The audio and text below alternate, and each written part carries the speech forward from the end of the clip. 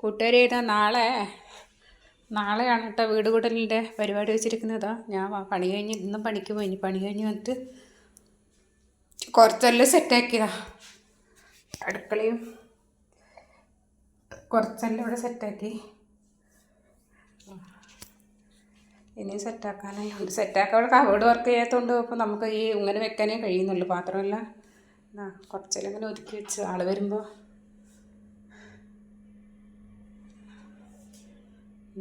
എല്ലാം കഴുകിയിട്ട് കുറച്ചെല്ലാം ഒരുക്കി വെച്ച്. തുളസി വെച്ചിട്ടില്ല, പരിപാടി കഴിഞ്ഞിട്ട് വെക്കാൻ വെച്ചിട്ടാണ്. ഫ്രിഡ്ജെല്ലാം തുറക്കാനുണ്ട്. ഫ്രിഡ്ജെല്ലാം ഉള്ളു വെച്ചേ.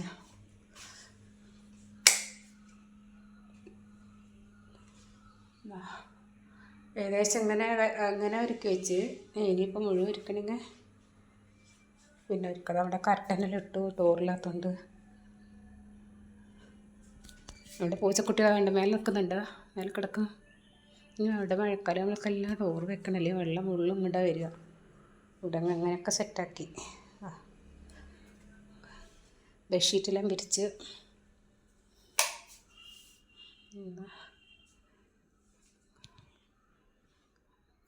ഇത്രയൊക്കെ പണി കഴിഞ്ഞ് ഇത്രയൊക്കെ സെറ്റാക്കി. ബാത്റൂമിൽ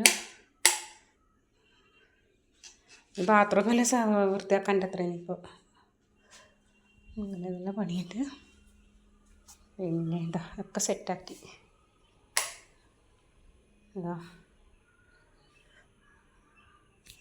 ഇനി വേല മഴയാവൾക്ക് ചിലൽ വെച്ചാൽ ഇപ്പോൾ സമാധാനം, അല്ലെങ്കിൽ വെള്ളം അടിച്ച് കയറും. നമ്മുടെ വേക്കുവാക അന്ന് രാത്രി കണ്ടല്ലേ, ഇതായിട്ട് വേക്കുവാക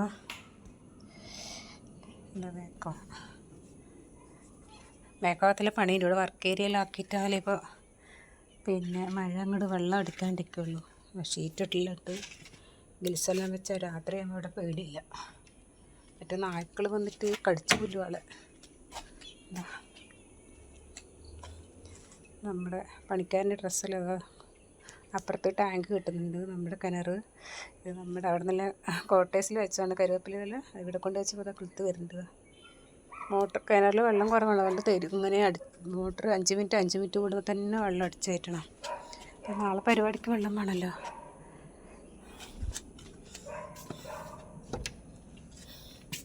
മണ്ണെല്ലാം കടൻ അടിച്ച് അല്ല വേലയിൽ പിന്നെ കൊണ്ടുകുഴിയായിട്ട് 4000 രൂപ വണ്ടിയിൽ കൊടുക്കണം. ഇനിയിപ്പോൾ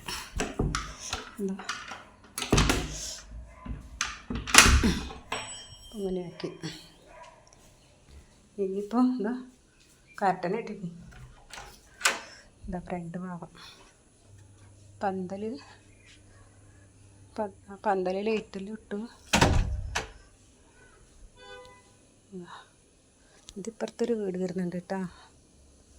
അവനും അടുത്ത വർഷമാകുമ്പോഴേക്കും അവനും വരും. നല്ല നിറച്ച് വീടാണ്, ഇഷ്ടംപോലെ വീടുകൾ അറിയണ്ടോ.